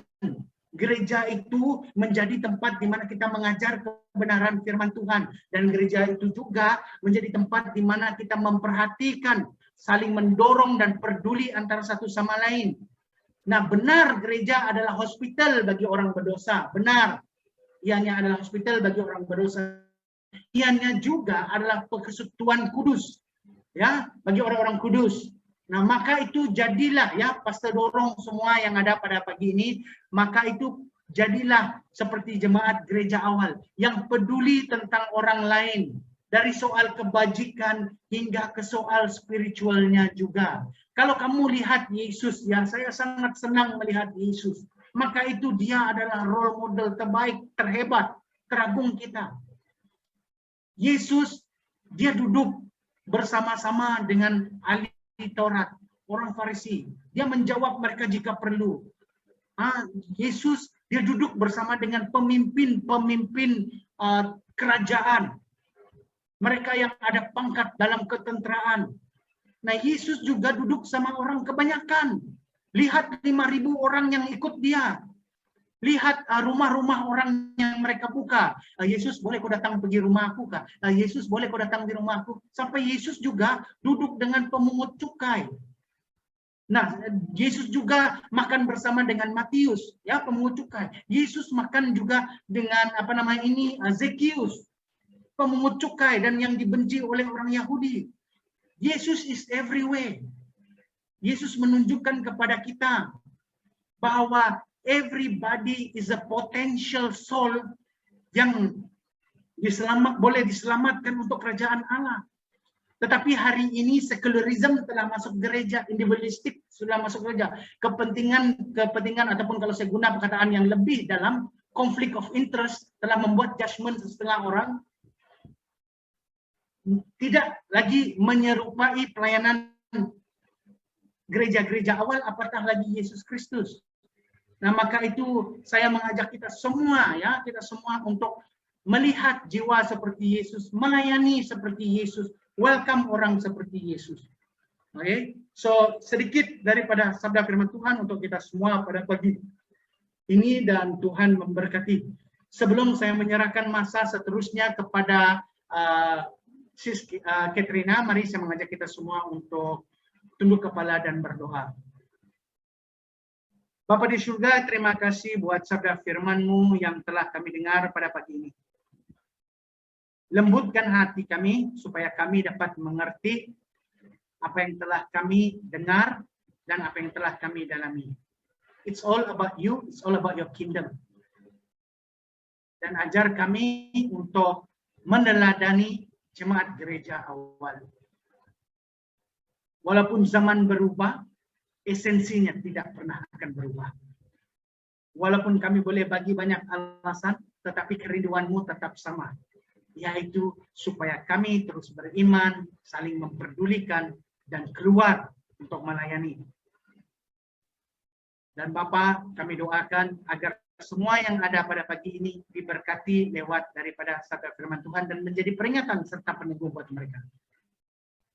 Terpujilah nama-Mu Bapa, di dalam nama Tuhan Yesus kami berdoa. Amin. Baiklah, saya serahkan masa seterusnya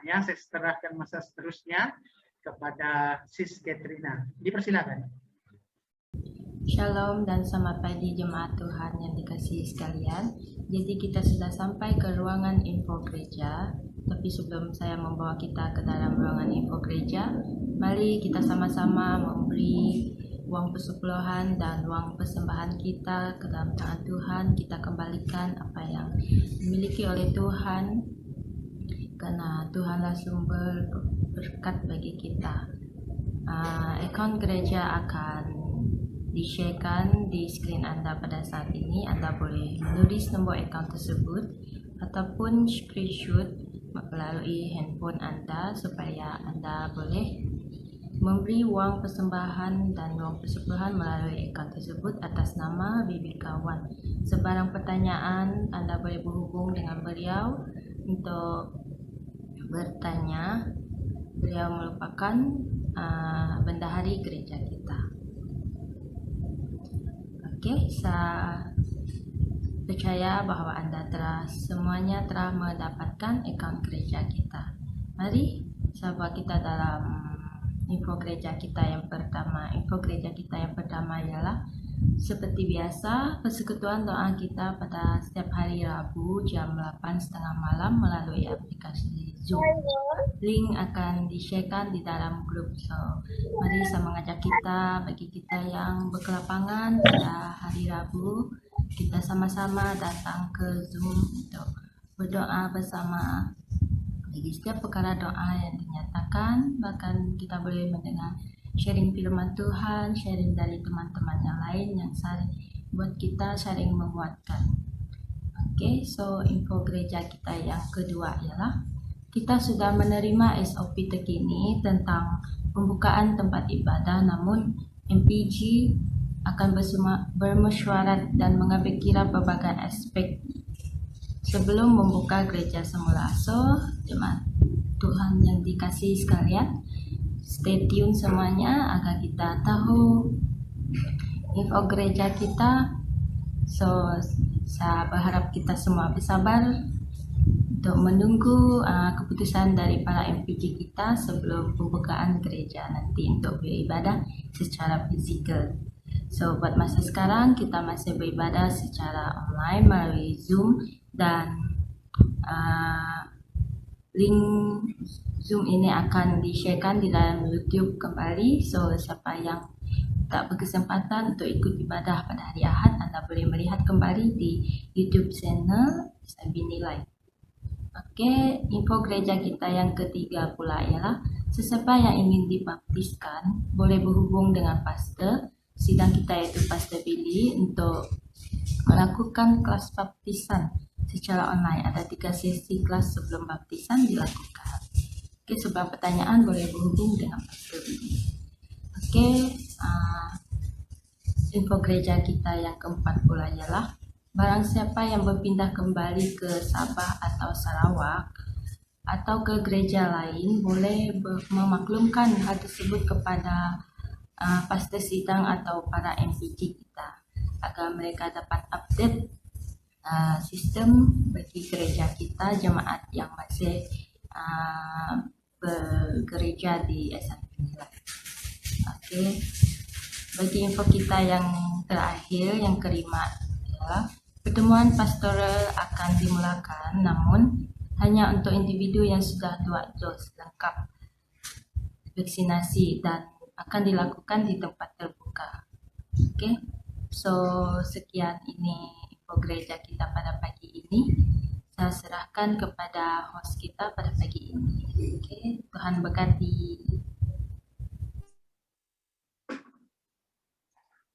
Okay, thank you Sis Katrina. Boleh yang bawa kita dalam bagian info dan offering dan tithe. So masa ini saya sekali lagi ingin welcome dan berterima kasih kepada rekan-rekan yang join ibadah pada hari ini bersama, dan khususnya Brother Tim tadi saya pikir dia terleft ataupun signalnya kurang. So sekali lagi thank you semua, dan kita harap kita akan jumpa lagi dalam hari-hari yang akan datang, khususnya hari Rabu dan hari Ahad untuk ibadah seterusnya. So masa ini seterusnya saya serahkan kepada Pastor untuk bawa kita dalam doa penutup dan doa pemberkatan. Silakan Pastor. Alright.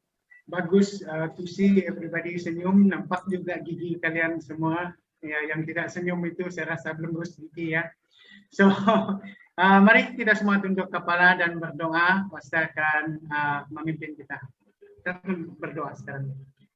Bapa, kami telah selesai beribadah dari awal hingga ke akhirnya dengan connection yang baik, dengan tempo yang sederhana, dan kami sangat bersyukur karena kami rasa pada pagi ini penyertaan yang daripada Engkau, begitu juga berkat kemurahan-Mu akan kami nikmati di sepanjang hari ini. Bapa, kami ingin berdoa menyerahkan hari-hari berikutnya ke dalam tangan-Mu. Kami mohon Engkau memimpin kami, Engkau mengepalai kami, malah Engkau menjaga kami kemana saja kami pergi. Kami mewakili jemaat-jemaat kami yang lain juga yang tidak sempat berserta dengan kami pada pagi ini. Bapa, kami mohon agar mereka juga dilayani oleh Roh-Mu di mana saja mereka berada. Dan kami juga mohon agar kerinduan akan Engkau itu ditaruhkan di dalam hati mereka, dan sehingga mereka tergerak untuk mencari Engkau, untuk bertemu dengan Engkau secara pribadi, baik melalui ibadah-ibadah umum seperti ini, begitu juga melalui ibadah sendiri di tempat kediaman masing-masing. Hamba berdoa bagi jemaat yang sakit, tidak kira apa sakit mereka pada hari ini. Bapa, kami mohon agar Engkau menyembuhkan mereka, agar mukjizat terjadi dan mereka tahu dan sadar bahwa itu semua adalah karena Tuhan menyayangi mereka dan Tuhan masih berkuasa melakukan perkara-perkara hebat. Bagi yang sedang memerlukan jawaban, bagi yang sedang memohon pekerjaan transfer, atau bagi yang sedang mengusahakan alternatif-alternatif lain di dalam kehidupan mereka demi menampung survival mereka ketika pada waktu pandemik ini, hamba berdoa agar Engkau membuka jalan bagi mereka supaya mereka hidup berkecukupan. Begitu juga bagi mereka yang di dalam keperluan pada saat ini Bapa, Engkau berkati mereka sesuai berkat kemurahan-Mu di dalam kehidupan setiap kami, dan ajar kami juga untuk peka kepada sahabat-sahabat kami yang lain, peka kepada teman-teman kami yang lain yang memerlukan, sehingga kami bertindak dan menolong mereka.